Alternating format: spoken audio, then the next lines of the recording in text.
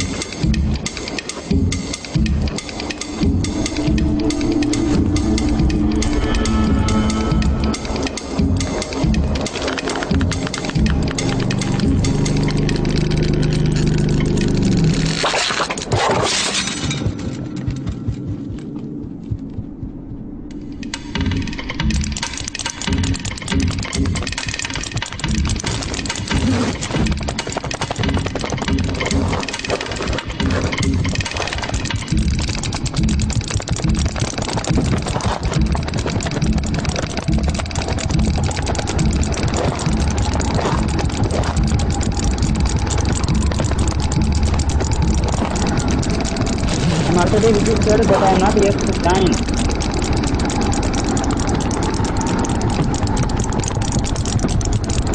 Yes, madam, I am not able to join your meeting.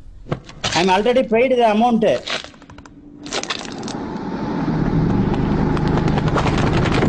am not getting any Zoom meeting. Yes, madam, I am not able to join.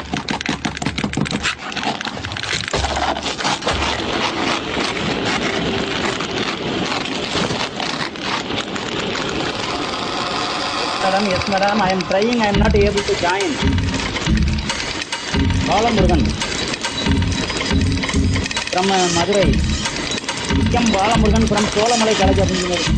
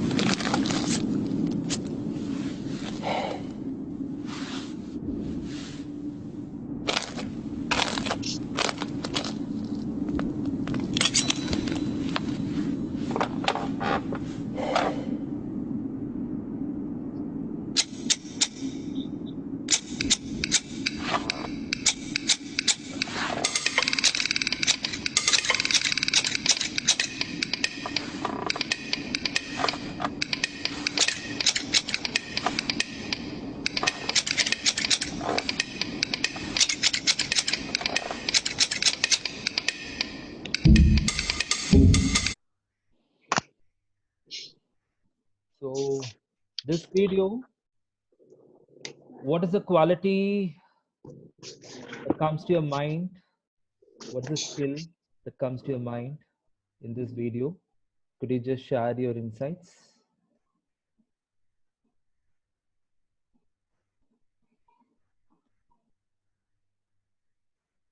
Hello.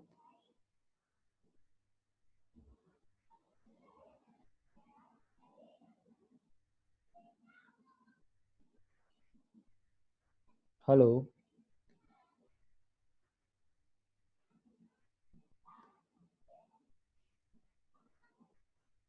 Hello. Hello. You are audible, Mr. Kanagaraj. You are audible. Okay, fine. Could you just, okay, don't leave the hopes, try and try again. Okay, thank you. Mr. Jeevan. Anything else? Any more messages? Proper planning is a must. Proper utilization of resources. Try and keep trying, yes. The woman has started without any proper plan, should know when to stop. That's very important. Circumstances will change, but you keep doing your job. Should know when to stop and say no. Okay. A proper resource utilization, try with more confidence. Yes.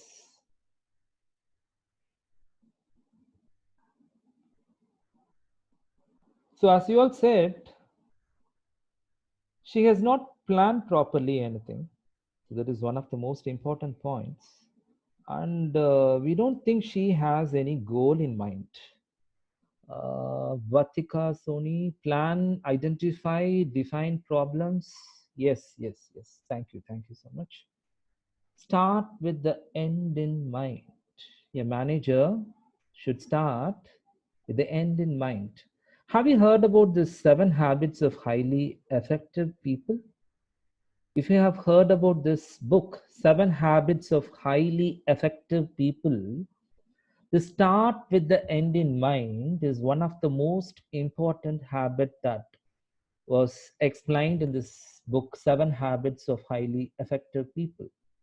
What is the start with the end in mind? You absolutely don't have a goal, but you keep doing whatever you want. Most of our work will be like this, where we don't know what we are actually trying to do, and we get deviated from our goals, and our results are totally different what we have planned and what we are actually trying to do. So for this, what we are supposed to do, to start with the end in mind, what we are supposed to do is to have a proper goal. To have a proper goal. So today, now I'm going to fix goals. How to fix goals? I'm going to teach you how to fix a goal. When we say is a goal, it's not goal, it is smart goal. Smart. Okay, smart. What is this SMART? SMART stands for specific, measurable, achievable, relevant, and time bound. Okay. Specific, measurable, achievable, relevant, and time bound. Now I'm showing this goal. This is a goal. To improve team productivity is a goal. I'm going to make it as a SMART goal using this SMART, specific, measurable, achievable, relevant, and time bound. I'm making it as a SMART goal. This is a SMART goal to improve team productivity from 60% to 75% within 3 months. Goal, SMART goal. So my question to you is, which part of this goal statement is specific? Is it really smart? That is my first question. Okay. If it is smart, which part of this statement answers the question? Okay. Specific. Which part of this statement is specific? Is it specific?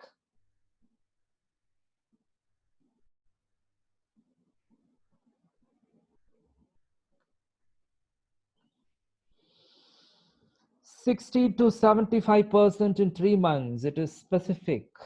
Okay, Mr. Tanmay Shah. Okay.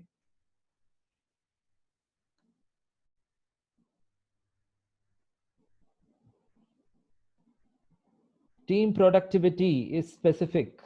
Mr. Benny.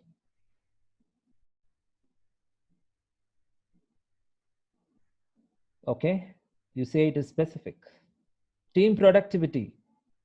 Measurable is 60 to 75%. Yes, it's specific. You're not focusing on all the productivity. You're focusing on only one team's productivity. So you can even specify the name of the team. For example, team A. If you say team A, then you can say that you are making it specific to that productivity of team A. Specific. You're making it specific. Okay. And you're focusing only on productivity of the team. You're not focusing on error. You're not focusing on time. You're focusing specifically on team A productivity. Okay. So specific is done now. Now, coming to the next one, measurable. Which part of the statement is measurable? Which part of the statement is measurable? Vartika, Sony, you have given 60 to 75% is measurable. Yes, yes. Yes, 60 to 75%. Exactly. So productivity improvement, measurable. The measurable parameter. See, when you fix a goal, I want to increase team productivity within 1 month. You absolutely don't have anything to measure. It is very important. Only when you measure something, you can show some improvements in that. You can think that this is what is the end I'm going to get. This is what I'm going to achieve at the end of this project. If you absolutely don't fix that, then it is very easy for us. It is very easy for us to just fix a goal, to fix a resolution and not follow it. I want to reduce my temper. That's all. There is absolutely no explanation. What is the number of times you get angry, or how do you within how many months you want to do it? If that is not specified, then that is not a specific SMART goal. Okay. Yes, as you said, 60 to 75% is the measurable part of this statement, goal statement. Yes. So specific is done, measurable is done. Now coming to achievable. Which part of the statement explains whether this goal is achievable or not? How can you say that it is achievable or not? How can you say that the statement is that my goal is achievable or not?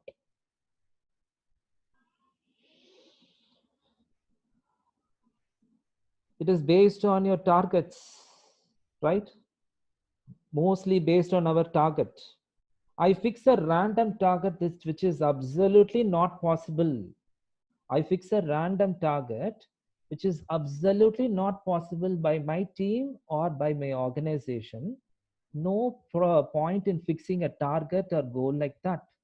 Consider what is the possibility of your organization and your team, then fix up a goal. Generally, the thumb rule for fixing up a goal is you cannot bring out more than 50% improvement for anything in one particular situation. So always, if it is 60 and you're thinking, for example, if you want to increase from 20% to 40%, then that is really 100% improvement.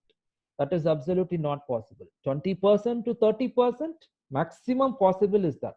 So fix a goal not more than 50%. So achievable parameter one is your target.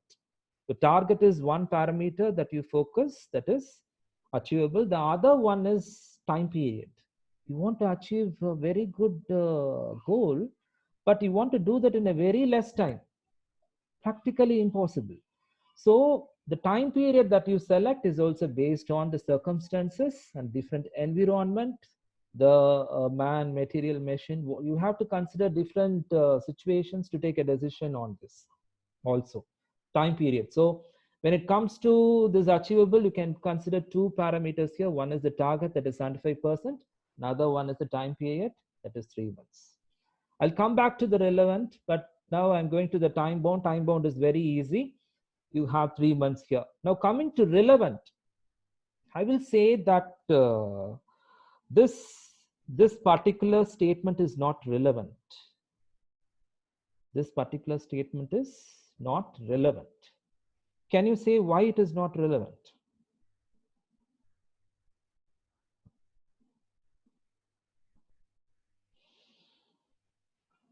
Productivity. See, I'm actually saying to improve team A productivity from 60% to 75%. If I'm mentioning it as to improve productivity percentage from 60% to 75% within 6 months, then that becomes relevant.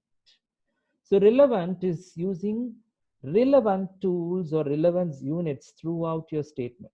Generally, what happens in a goal, why do we make mistakes in a goal is we say we want to measure something, but what we will do is we'll measure something else. Okay, productivity could be units also. So if you are mentioning it very, very precisely and accurately, then you can measure it correctly. So that is what we are trying to say here. So keeping the end, when you start, keep the end in mind. So fix up a SMART goal, specific, measurable, achievable, relevant, and time bound. If you have a SMART goal in hand and you start measuring it very, very effectively and efficiently, and I think that is one of the major requirement of a manager is to have a SMART goal for us. For anything that you generally, we used to have key performance indicators in all the organizations. If we can fix a SMART goal for all the key performance indicators, it is more than enough for us to work on this.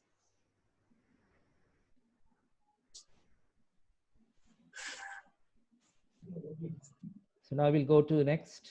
This is a story. So we'll discuss after the story, what is a quality that you think for a manager. Many years ago, 2 salesmen went to Africa for a British shoe manufacturer. The goal of the trip was to investigate this new market and to report their findings back to the headquarters and the potential of the market. The first salesman came back with a rather dismal report. There is no potential at all here because nobody wears shoes.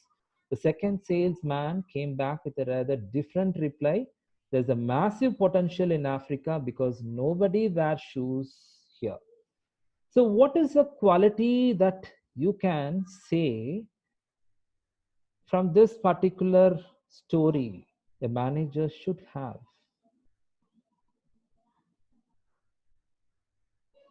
The manager should have, what is a quality that comes to your mind? Mr. Jeevan, positive attitude, yes. Optimistic, second salesperson. Critical thinking should be there. Half empty or half full positive outlook. Positive thinking. So everyone comes out with one answer universally, that is positive thinking. Yes, managers should have a positive thinking. How I can explain you this positive thinking is, it's not only positive thinking, it is also positive belief. Positive belief. I'll just want to explain you in one of my experiences. Okay, you can even see that. When I ask you to look for black color, where all is black color in your room? Can you look for black colors in your room? In wherever in the room that you sit now, look for all the black colors, where all you can find black colors, and search for the black colors. Okay. Now, look for all the blue colors. Look for all the blue colors. Look for all the blue colors. When I ask you to look for black color, you'd have noticed even slightly brown color also looks like black to you. When I ask you to search for a blue color, even little green color also looks like blue for you. So it is what comes to your mind. What do you think? That comes as a reality. If you think you will be able to achieve it, then that is not important here. Your belief should change. Only when you are when you have positive thinking and positive belief that it could be achieved and you are capable to do it, it is possible from your side. So it is not only the thinking, it is also the belief, because beliefs are within ourselves. If we don't change that belief, it's very difficult for us to bring out any changes. So that is one of the next quality that I'm actually explaining to you. Now we'll just go for a case study. Yes. I'll just read it out and we'll start answering the questions that we have.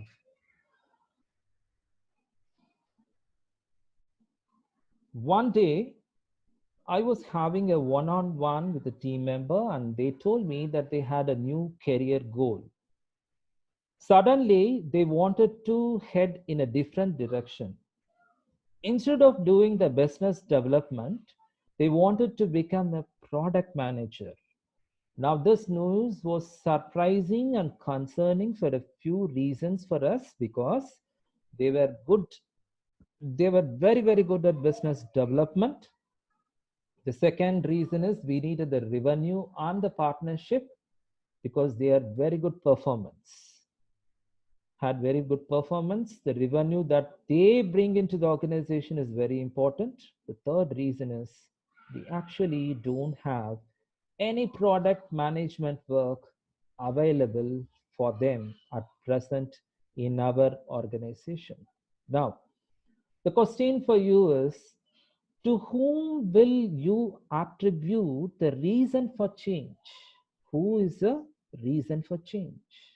Is it the manager himself, or is it the organization, or is it the person itself, the person who wants to move to a new role? Is it the person itself? Who do you attribute the reason for change?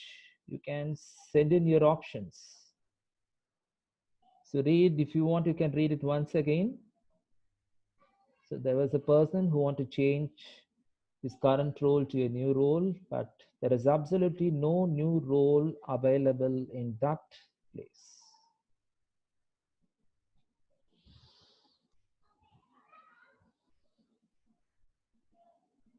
So Mr. Narendra Kumar says it's organization. I'm not sure about the name. All three, the person itself, okay.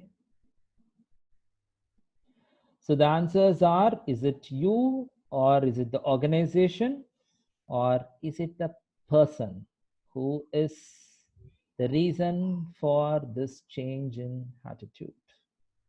Combination of all, person itself, okay.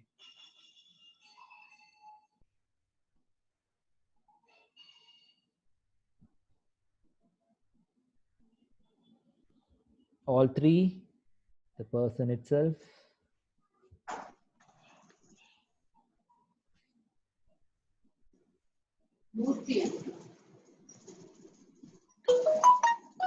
Hello.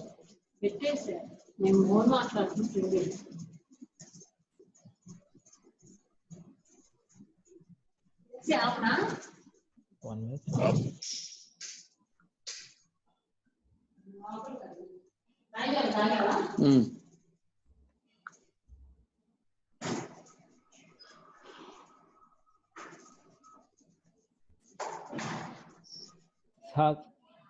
I kindly put your audio into mute.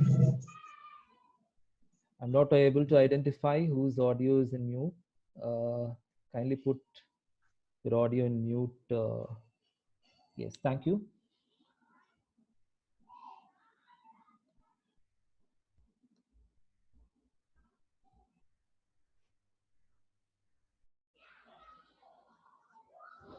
So what I'm trying to say from this is the second habit in the 7 habits of highly effective people. This is the second habit in the book, 7 Habits of Highly Effective People.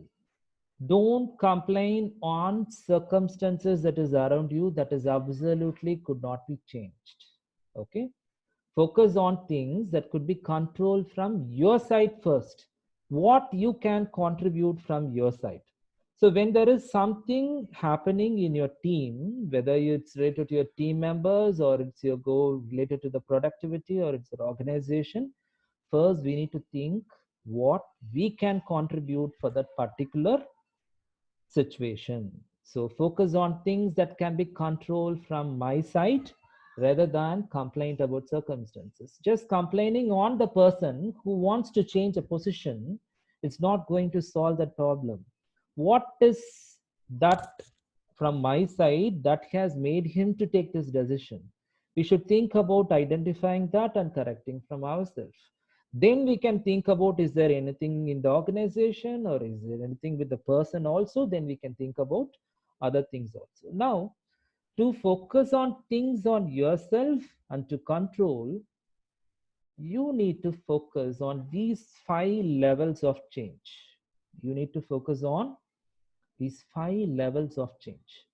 This is called logical levels of change. This is called logical levels of change. As a manager, you should know where do you want to bring change in yourself.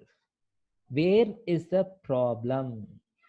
Is the problem in my environment, or is the problem in the way I behave, or is the problem in the skills that I have, or is the problem in the belief I have about particular thing, or is it the identity I have about myself, or is it the purpose? I will give you an example now. You can listen very keenly for this example. There was a person who was living in an apartment. He always feels that his neighbors are not good. Okay, his neighbors are not good in his current place. So he felt the environment. He felt the environment is the problem. So what he did was he shifted from that apartment to a different apartment. He felt the environment is the problem, and he shifted from that apartment to a different apartment. Once he shifted to the different apartment, he felt the same situation. He was not okay with his neighbors. He was not okay with his neighbors. So he thought, is it related to me? Am I actually thinking that they are not good?